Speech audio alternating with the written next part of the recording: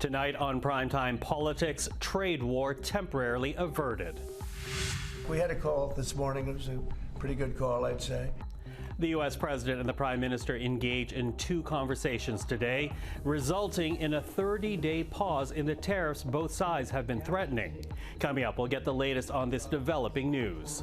Also, no one wants to be in the situation that we currently find ourselves in. We'll speak to the Saskatchewan Premeir Scott Moe about how provinces are preparing to meet the tariffs head-on despite this temporary reprieve.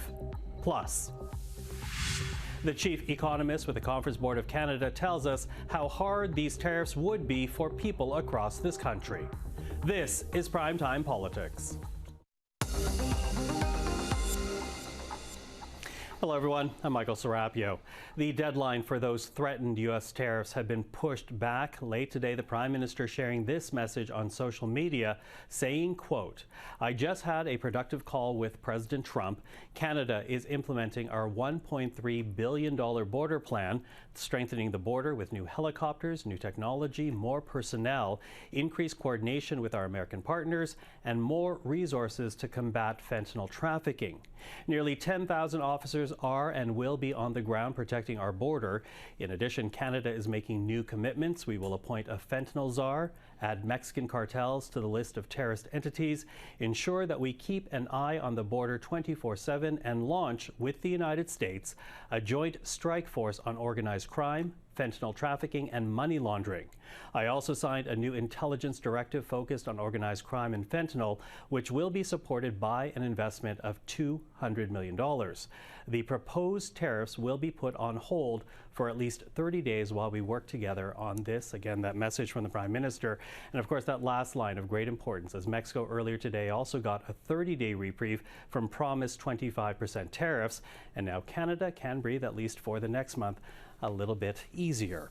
Well, with that, let's bring in now two journalists who are covering the story very closely. Nojoud Al Mallees is economics reporter at the Globe and Mail. Nick Taylor-Vaisey, Ottawa bureau chief for Politico.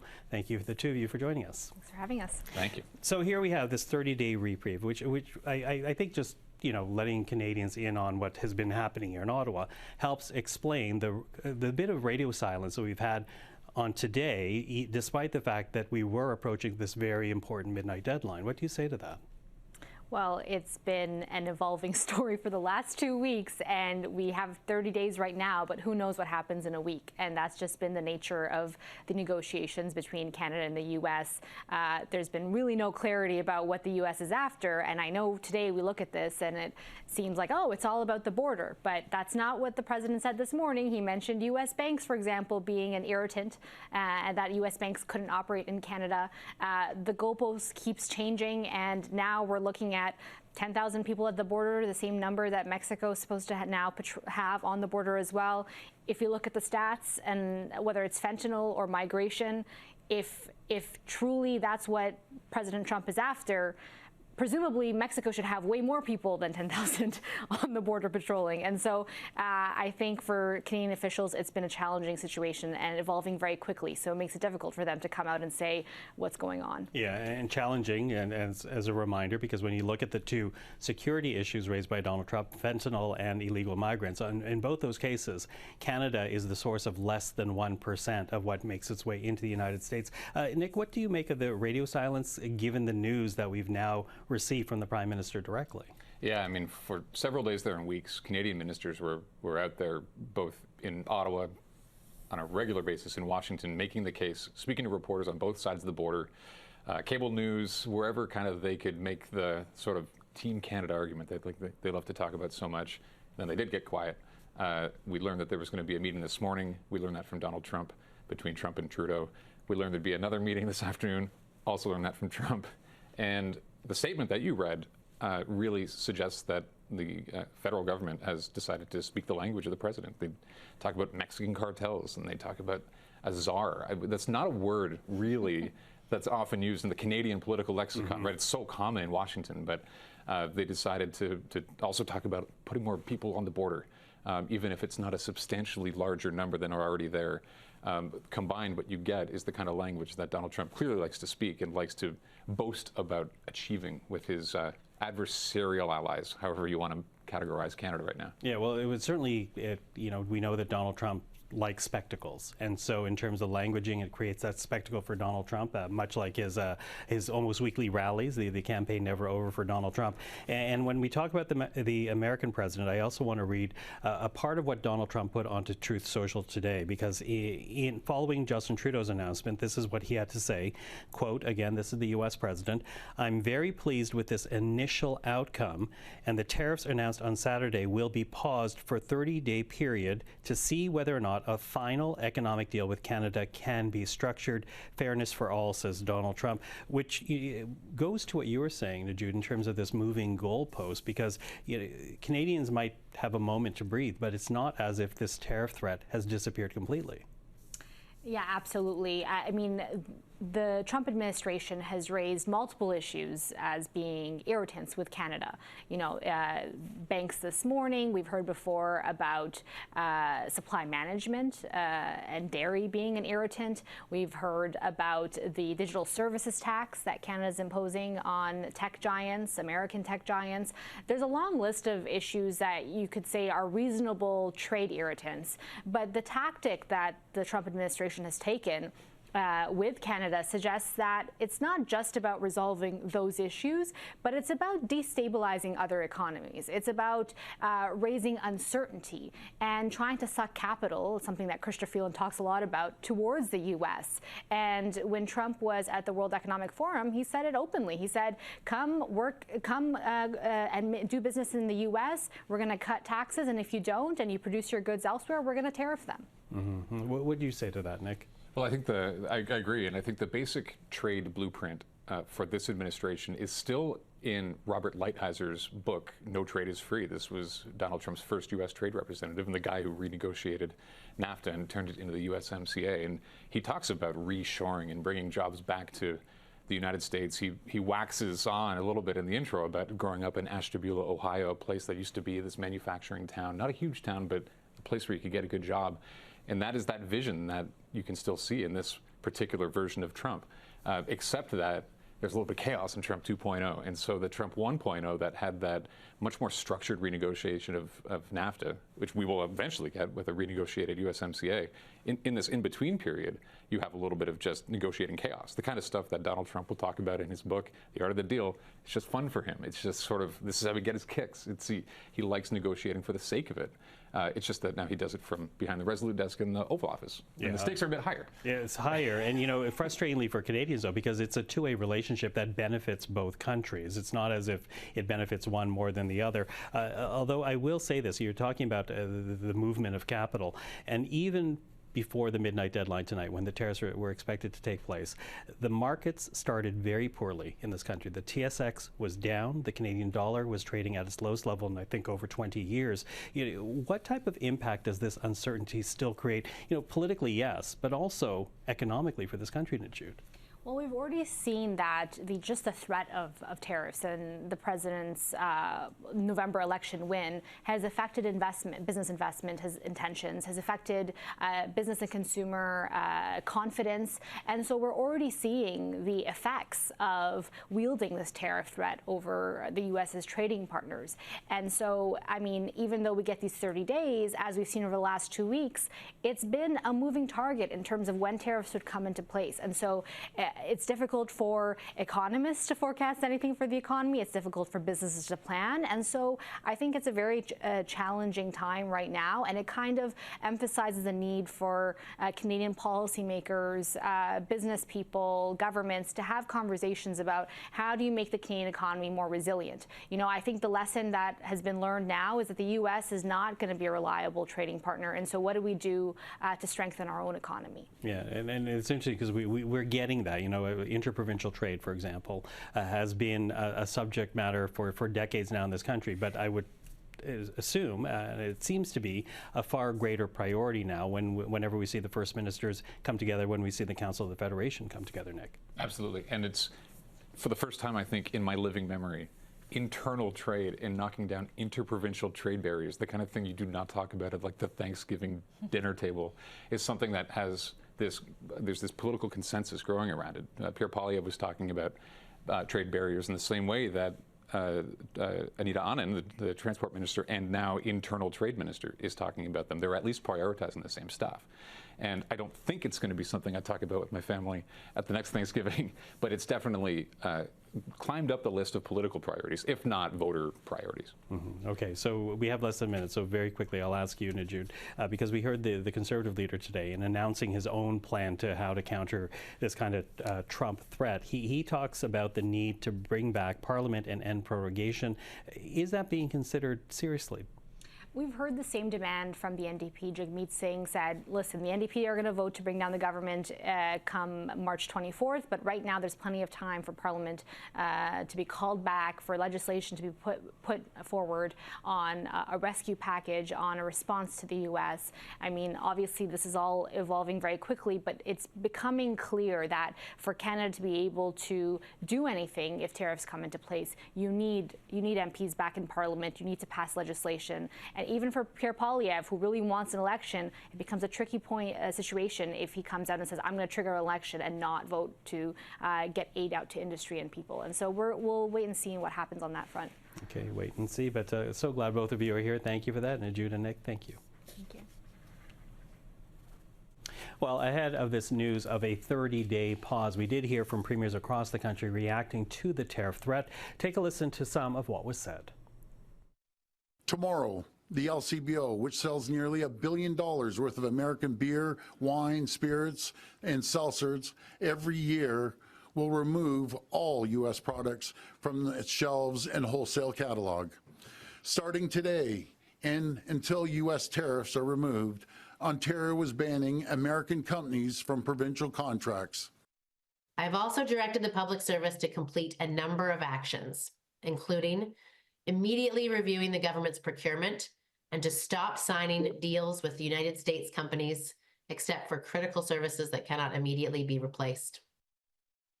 Make no mistake, these are actions of a bully, and unless you stand up to a bully, you'll continue to be bullied. So what we are doing here today in Newfoundland and Labrador is we're removing American products from the shelves. And again, that was just some of what we heard from Canada's premiers earlier today ahead of this 30-day pause being announced. How that will affect how things go moving forward, we'll have to see. But I also did earlier today speak to Saskatchewan Premeir Scott Moe, and while we were working under the assumption that the tariffs would be coming through at midnight, he says this is an opportunity for Canada to look at how it can make trade more diversified in this country. Take a listen. Well, just some of Canada's premiers sharing their thoughts on the threatened tariffs. And joining us right now is the Premier of Saskatchewan, Scott Moe. Premier, really appreciate you taking the time. Thank you for being here. Well, thank you as well, Michael. Listen, I need to start here with Mexico because, as you know, that country's president began this day announcing that the tariff threats from Trump vis-a-vis her country have essentially been paused for a month. And you say that opens up another path for Canada. What do you mean by that? Well, I would hope whatever discussions the president of Mexico has had with President Trump, that our prime minister in Canada would be having something in a very similar vein. Listen, these tariffs, counter tariffs, this whole escalation of imposing these tariffs and counter tariffs on Canadians and Americans is not good for our nation, and it's certainly not good for our continental economy, where that is so very integrated. And so if there is a pathway where the tariffs have been put on pause by the placement of military folks alongside the Mexican border, I would hope there could be something similar that would be done on the Canadian border. At the end of the day, we can't have tariffs. It is just harmful to Canadians and North Americans. Mm-hmm. And for people who don't know, there is that promise by Mexico to send 10,000 troops to the U.S.-Mexico border to help address migrant concerns, fentanyl concerns as well. But you know, the federal government here in this country, it has already promised to increase and has started to increase border security. They've earmarked money for equipment like helicopters and drones. They've increased personnel with the help of the provinces along the U.S. border. Do you think the federal government has not responded with enough urgency to the security concerns raised by Donald Trump? I think the 1.3 billion and the plan that federal government has put in place is positive. You've seen provinces augment or enhance that plan, us included, in really focusing in on that 30 to 50 kilometers near our border crossings. But here's an opportunity to do more. The goal is to not have tariffs. The goal is, yes, for us to not have fentanyl or illegal migrants in our communities in Canada or North America, for that matter. My suggestion a number of weeks ago was to bring the CBSA in under the military spend. It does two things: opens up the opportunity for military officers to help aid by the thousands at our border crossings, in our airports, and maybe even at our ports, cargo ports if needed. And two, our CBSA investment then would become 2% of our NATO commitment, which or of our military spend, which would allow us to get closer to that 2% NATO commitment that we have. And so I think, I had suggested this a number of weeks ago, and it's my hope that the federal government would reconsider, and I've suggested it again to Minister LeBlanc this morning. Mm-hmm. Now, this afternoon, Donald Trump, while he was signing some papers in the Oval Office, he talked about having a positive conversation with the Prime Minister today. He also talked about his criticism that Canada is not allowing enough U.S. agricultural products into Canada, and that Canada does not allow enough U.S. banks to do more work in this country. How do you think Ottawa should be responding to these two new issues, and in many ways not new because they've been raised before, but reiterated by Donald Trump today? Well, I suspect the agricultural issue has to do with supply management, and that is going to be an ongoing discussion in Canada and in the U.S. By whether it be our federal governments, likely our federal governments. And with respect to the banking, I mean, we are an integrated economy across the border, and there's how we are creating wealth and creating jobs, and creating, what I say is continental energy and food security. But in doing so, through that integration, we're actually creating our own general security as well on a continental basis. And so, all of these are fair for discussion. Our largest trading partner is raising them as concerns. We should, I'm not saying do exactly as he wishes, but be open to those discussions and engage on the topics that are important to our largest trading partner. At the end of the day, that's important to us, and the relationship is part of how we create wealth in our Canadian communities. Mm-hmm. Now, of course, this external threat of American tariffs, it does raise once again Canada's own failure to achieve interprovincial free trade. Why has that been so hard to achieve? Because it has been discussed, as you know, for a good 30 years at the least here. Two reasons. There's still some protections among the provinces. There's exemptions in the CFTA agreement. We're encouraging provinces to lift all or virtually all of the exemptions that they might have, and the federal government has the most, and so they have a role to play in that as well. So that's the first. Second reason, we have had a very a lack of resolve to have a very serious conversation across this nation about how we get our products to ports so that we are not reliant specifically on the U.S. That comes in the conversations we have about rail operation and rail efficiencies, port operation, port efficiencies, and I would say most notably pipelines. And we need to have a very different, much more mature conversation around how we are transporting products to one another as Canadians. Yes, how we're transporting them to traditionally allied partners like Americans and even Mexico, but how we are building that infrastructure and approving that infrastructure to get the products that are creating wealth for Canadian families to port positions so that we can literally sell them to anyone in the world if necessary. Mm-hmm. So you use the word resolve. You've sat through so many meetings of the first ministers now since Donald Trump made his tariff threat. So I'm wondering, Premier, has that resolve been increased now? Is there a greater urgency, and will we see free trade across the provinces soon, do you think? It has increased, and it needs to stick and it needs to be ongoing.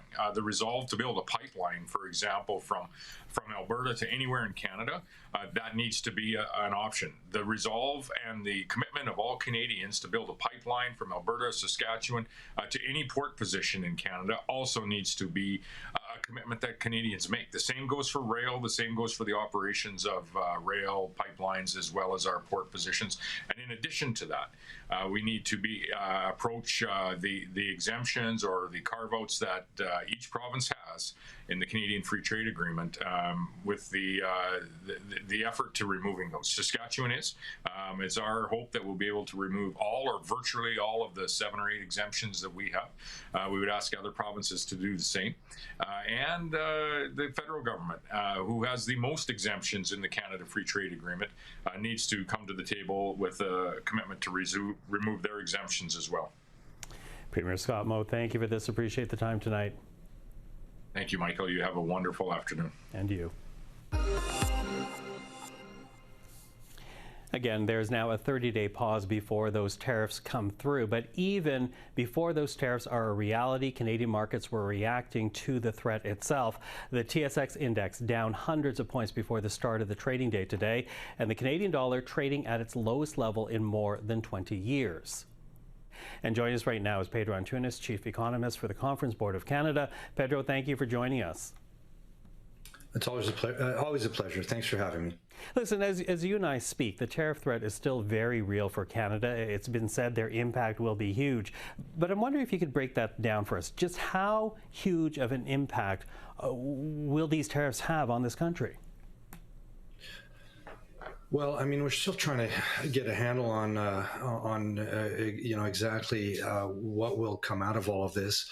But there's no doubt that tariffs on manufactured goods, our manufacturing industries would take a huge hit. I think it would be almost immediate that we'd see some shutdowns and some layoffs in those sectors.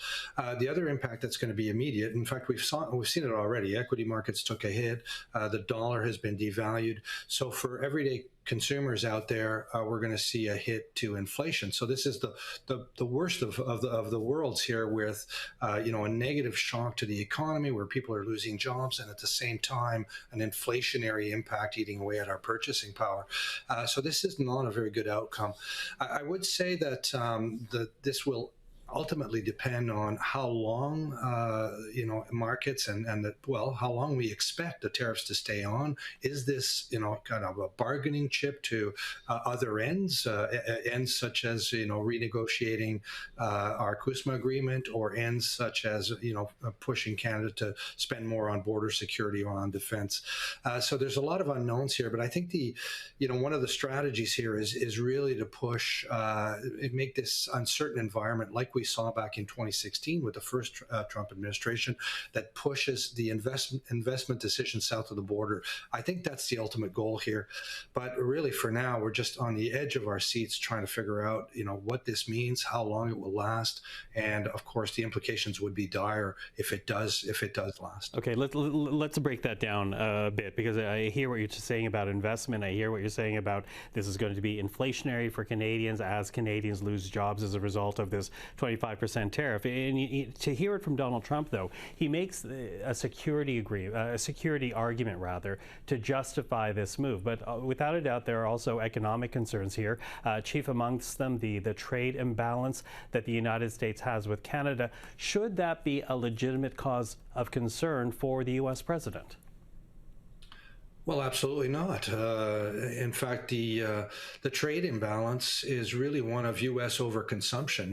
They're overconsuming. They consume and have a trade imbalance with the entire world, and that's a problem for them to resolve. What we're essentially, and the big trade imbalance with Canada, it's not on manufactured goods or that type of product. It really is on the resources. Most of what we export to the U.S. is resources, and all of our resources we sell on the world stage at a global price, at a very competitive price. And in fact, some of our oil is discounted because we really don't have the pipeline capacity. Well, we don't have essentially the transport capacity to get to other markets. So we suffer a little bit of a loss on that product. These are all inputs that are important to the U.S. production. They allow the American economy to be competitive. They're inputs in terms of minerals and potash and energy and oil and gas in particular. So this is a nonsense argument. And in fact, you could say that this idea that the U.S. is subsidizing Canada in some way because of this, it's completely false. We all know that the free trade, in fact, I would argue, almost all economists would agree that free trade is a win-win. And the problem is that President Trump doesn't see it that way. He sees it as any economy that benefits from trade with the U.S. is somehow taking away from the U.S., and that's absolutely not true. Mm-hmm. Well, and to that, you talk about the pain these tariffs will cause here in Canada, but without a doubt, this will cause pain for Americans as well, will it not? Well, absolutely, yeah. And I mean, I was just mentioning some of the benefit of the U.S. being able to have access to the great resources that we have that allows them to add value and sell to the rest of the world, as the case is for oil in particular, but also in terms of all the inputs for consumers. So as you start to put tariffs on these inputs, really, you're just escalating prices in your own economy. This is not a good news story for U.S. consumers at all. Now, I was, in fact, surprised to see that these tariffs would be applied to Canada, Mexico, and China all at the same time, because, of course, that's a triple whammy for the U.S. to take on. In a way, if the U.S. decided to just hit Canada with them, and maybe that's what we'll end up with, it'd be much more painful for us than for them. But now, with this kind of broader approach, I think it is definitely going to be a big hit to U.S. consumers. It's just a lose-lose situation here, and it's just a difficult point of view. Of course, it's very, how should I say, very discouraging to see this kind of thinking from such an important trade partner for us. So, I'm quickly losing time here, Pedro, but I need to ask then, we still don't know what's going to happen come midnight, whether or not there will be any reprieve. The only safe assumption to say at this point is that we are expecting these tariffs to happen. How can Canada tariff-proof itself? Perhaps not in the short term, but in the long term, considering the instability this type of back-and-forth policy creates for our country? Well, I mean, there's certainly blame that we can look inward at, and we've been talking more and more about this. I remember talking about internal barriers to trade, or opening up our own provincial economies to trade internally. We've been talking about this for 30 years, and maybe this will push us to act more quickly on some of that. We can think of Energy East, the pipeline we were thinking about. We don't refine Canadian oil, we refine American oil, and we send our crude from Alberta south for refining there. So there's things we can do. I do think that on the resource side, we are going to see markets and essentially transportation move to where we can have access to more diversified markets. The problem is we've been looking to China, and all of a sudden, in the last few years, China has become a country that we do not want to trade with. At least, certainly, if we read our last 2024 budget on that, we saw a push about friendshoring and trading with countries that we want to be friendly with, but now we're getting this push on the U.S. So we've been really hit on both sides here, and it's a tough situation to get out of, and it will take time. Pedro Antunes, thank you as always for the time. Oh, you're welcome. Thanks for having me. And that is Primetime Politics for this Monday. I'm Michael Serapio. For everyone here at CPAC, thank you for watching. Of course, we'll be following the story of this tariff trade war very closely on Primetime Politics. We'll see you again next time.